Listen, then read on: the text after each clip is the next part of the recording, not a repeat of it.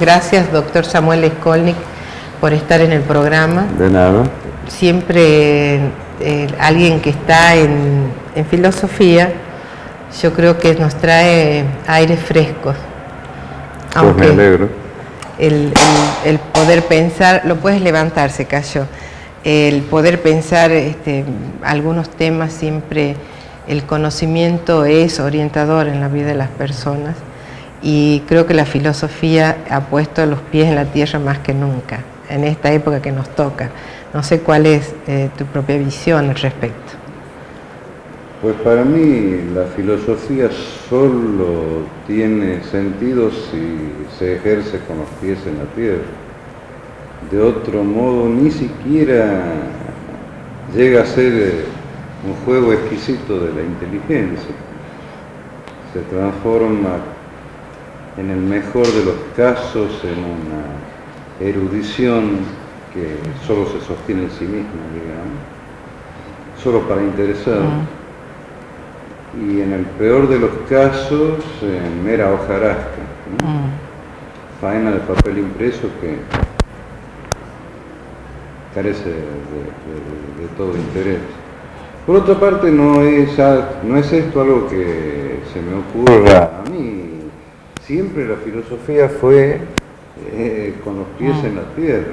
Si uno hace el inventario de los principales filósofos que en el mundo han sido, digamos, pues verá enseguida que es gente que tenía un ojo en lo real y el otro en lo posible. Porque es en el gozne entre esas dos dimensiones de la existencia donde se instala la filosofía. Aquel en el que se vinculan, se tocan con la frontera, lo que es y lo que puede ser. En tu caso particular, el descubrir que podías amar la filosofía y el amarla realmente fueron dos momentos difíciles, no quería decir distintos, no sé por qué dije difíciles, supongo porque el amor no es una cuestión fácil y amar a la filosofía no debe ser tan fácil tampoco, ¿no? Dedicar la vida a eso. Es que si uno la concibe como una tarea académica, ciertamente no es amable, en fin, es poco más que algo que uno hace pues porque tiene que vivir, pero quiero decir en el sentido material de la palabra, en el sentido de que hay que comer y pagar impuestos, etc. Pero entendida la filosofía no como una tarea académica, sino como lo que fue desde sus orígenes, tiene ella misma un componente de amor, incluso en la palabra con que se la denomina, filosofía, amor del saber, que eventualmente puede llegar a ser también saber del amor. Son términos muchas veces intercambiables, recíprocos, pero sin una componente, diríamos, erótica, en el sentido literal de fuerza vital dirigida al amor, a la afirmación del ser. No existe esto que se llama filosofía. Es verdad que se puede decir esto de casi cualquier faena humana que se emprenda creativamente. Por cierto, solo que en el caso de la filosofía es condición sin la cual no se puede cumplir. Hay en el ánimo del filósofo, de cualquier filósofo que de veras lo sea, un talante celebratorio de lo real. El asombro, por ejemplo, que se suele mencionar como el estado de ánimo que se encuentra en el origen de la filosofía, y esto dicho por los más grandes filósofos, pues el asombro no sería tal si no hubiese una componente de fondo, más honda aún que la del asombro mismo, la capacidad de asombrarse, que ella misma no sería explicable sin esto que acabo de nombrar hace un momento como un ánimo celebratorio de lo real. Algo que puesto en palabras diría más o menos así. Digo puesto en palabras porque en general es más bien un sentimiento privado de palabras, un sentimiento mudo, pero que si lo fuéramos a transcribir en palabras sería algo así como: qué maravilla que hay ser, que hay realidad, porque podría no haberla. Estas ideas que aparecen como una suerte de iluminación para uno mismo cuando llega a captarlas, a sentirlas, a darse cuenta de esto que está brindando el conocimiento y la filosofía. Sí, así es. Porque de ninguna manera es trivial, primero, que haya realidad, más bien que lo contrario. Es del orden de lo absolutamente improbable que se haya producido un cosmos, por ejemplo, sin ir más lejos. A partir de una primera y cósmica gran explosión, eso podría no haber sido. Sin embargo fue. Después fueron muchas otras cosas igualmente improbables.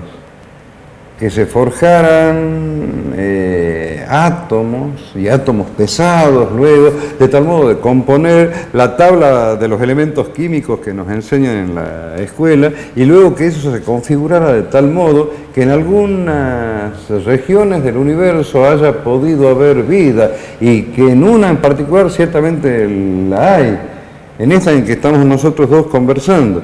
Bueno, todo eso es una sucesión de improbabilidades si vamos a conferirle un número a las probabilidades del caso, tan infinitesimalmente pequeñas, que el hecho de que existamos y el hecho de que podamos referirnos a la existencia equivale a habernos ganado muchas loterías juntas, o una detrás de otra. Cuando dices habernos ganado, estás pensando del hombre a través de la humanidad. Pero antes aún del hombre, cuando llegamos al hombre ya hemos ganado muchas loterías. La vida misma era un fenómeno enteramente improbable. La conjunción de circunstancias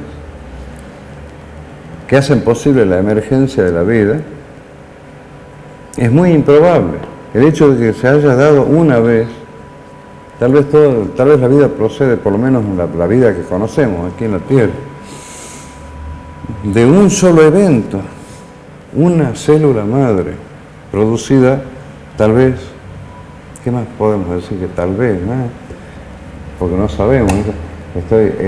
Aquello a lo que me refiero está bastante más allá de las fronteras del conocimiento que se posee. Producido y que se puede poseer. Un único acontecimiento producido por mera casualidad y enteramente improbable, del cual depende, sin embargo, la ulterior desarrollo de todo. La ulterior y abigarrada y variadísima y variopinta historia de la vida sobre el planeta, uno de cuyos episodios somos nosotros. Estamos hablando de la vida y la muerte que está ligado a esto, en todo lo que vas diciendo, porque bueno, por esto de ir en el camino a la muerte, ¿hace más soportable la idea de la muerte? ¿Puede hacerlo la filosofía? Bueno, yo creo que sí. Esa es la experiencia mía. ¿Y por qué? Pues porque permite tomar respecto del ser que cada uno es la suficiente distancia como para advertir que sería en primer lugar un disparate pretender para nosotros, para cada uno de nosotros, un atributo que no tienen las galaxias, que es la perduración infinita. Y permite saber, por otra parte, que formamos un eslabón de una cadena cósmica, que la transitoriedad no solamente nos es inherente, sino que hasta es deseable, que por mucho que nos oprima como nos oprime, y nos angustie como nos angustia la certidumbre de que hemos de morir, yo creo que esa angustia y esa opresión son menos intensas que las que nos embargaría el sentimiento de la inmortalidad. La inmortalidad debe ser atroz. Bueno, esto es una paradoja, porque no estoy diciendo que la muerte sea deseable. Es más, el hecho de vivir es sostenerse permanentemente contra la muerte. Pero no es lo mismo rechazar la muerte cada vez que nos amenaza que pretender sin más la inmortalidad. Son dos cosas distintas. Digamos, en la literatura argentina, quien más lejos ha visto en esto es Borges, desde luego. Recuerdo el cuento El Inmortal, que tiene este asunto como tema. Borges en el cuento del Inmortal como idea? Bueno, es que varias cosas, ¿no? La primera, la más superficial, la que en el sentido mío, no como planteo de Borges, en el sentido que es la primera con la que yo me encuentro revisando en mi memoria el cuento. La condición insufrible de la inmortalidad si la alcanzara. ¿Qué sería esto de insufrible? Pues bien, que si la muerte tiene la aptitud de poner en cerco a todo significado y amenazarlo de desvanecimiento, la eternidad mucho más. Ante la eternidad no hay significado que se sostenga. Tanto da hacer una cosa como no hacerla si vamos a ser eternos. Claro, esto significaría, si lo pusiéramos en términos, digamos, más tedio infinito, digamos. Más sencillo todavía. Si nosotros permanentemente estamos pensando que mañana vamos a morir o que al instante que viene vamos a morir, todo pierde sentido. Lo que dice es que la posibilidad de la eternidad también produciría el mismo efecto o peor. Exacto. Eso en primer lugar, lo cual no deja de ser paradójico, reconozcamos. Claro, ¿no? Claro, porque tendría que ser o uno u otro. Sí, sin embargo ambos. Bien. Eso en primer lugar. Por esto de ser los extremos, probablemente. Efectivamente, así es. La solidaridad profunda de los extremos, siempre. Bien, pero Borges en segundo momento de su indagación alcanza otra paradoja, y es que en el fondo, de alguna manera, somos inmortales. Porque bajo nuestra identidad de superficie hay una identidad de fondo, y esa identidad de fondo es no solamente con nosotros mismos, sino con la entera especie de la que somos un suspiro transitorio como individuos. Él, probablemente bajo el influjo de una de sus lecturas preferidas, Schopenhauer, estaba convencido de que hay un solo hombre en la Tierra. Claro, porque es decir, el que se va le deja el lugar al que sigue, y en realidad en esa continuidad estaría la presencia de el hombre. Naturalmente. Y que esa continuidad no es una metáfora, sino que es literalmente así. Así ocurre. Así es.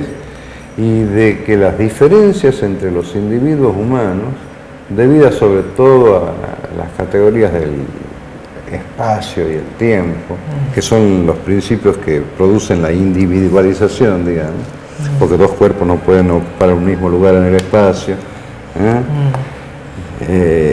porque el tiempo hace que algunos seres humanos sean ancestros de otros y otros sus descendientes, etc. Bien, tiempo y espacio son categorías en el fondo ilusorias. Cuando nos adentramos en nosotros mismos y prescindimos de ellas, nos encontramos con el entero género del que formamos parte y que por otra parte no existe sino gracias a nosotros. Y en ese fondo que nos constituye somos todos iguales. En una palabra, nos distinguimos en la superficie y coincidimos en la hondura. La noción del tiempo es todo un tema, así como el de Borges, es un tema de tus amores, también en la noción del tiempo. ¿Cuál sería, qué podrías decir como enunciado en este momento de concepción del tiempo? Es mucho, yo sé la pregunta. Sí, yo una vez me senté a redactar una tesis de doctorado sobre este asunto. Pero bueno, si lo tuvieras que contar a otros, porque no es la noción que está en el conocimiento corriente, donde el tiempo es algo ajeno a la persona, donde el tiempo transcurre independiente del hombre. Entonces este aspecto, si lo pudieras decir. Bueno, yo creo que hay dos dimensiones del tiempo. Una profunda, de la que cada individuo es portador, en el mismo sentido en que es portador del genoma humano. Es el tiempo profundo de la especie y es al mismo tiempo aquel que cada uno experimenta cuando, como decía Bergson, se deja vivir. Cuando no atiende a otra cosa que al solo devenir de su psiquismo. Es la corriente en que tiene lugar, llamémosle así, el flujo de la conciencia, o de la mente en un sentido más amplio, porque no es solo la conciencia. Eso por un lado. Por otro lado, está también el tiempo determinado culturalmente, establecido por cada sociedad, las formas del calendario que cada sociedad se da para organizarse como sociedad. No es una función menor de una sociedad producir un calendario, una sociedad en el sentido amplio de una cultura.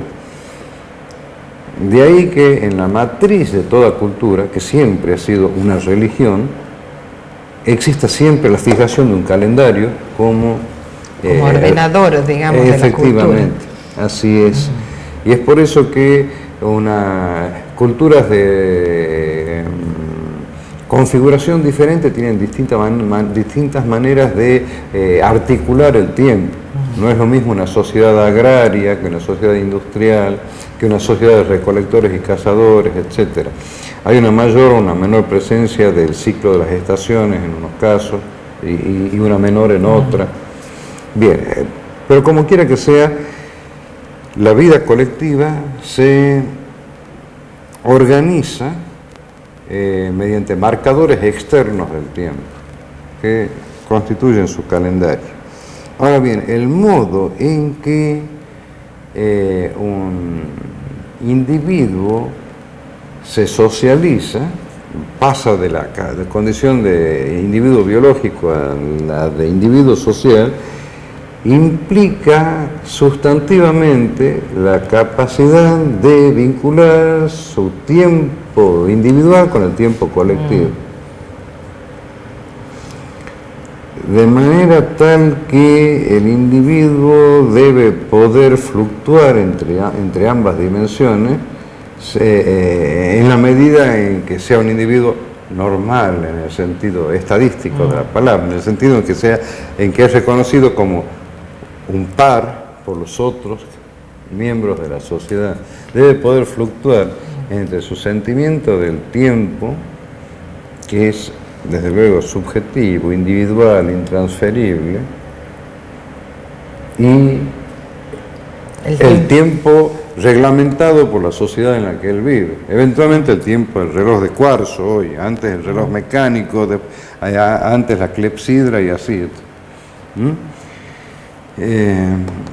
Bueno, entiendo que esto es una cuestión muy compleja para desarrollarla. Si te llevó toda una tesis de doctorado, no es poca cosa.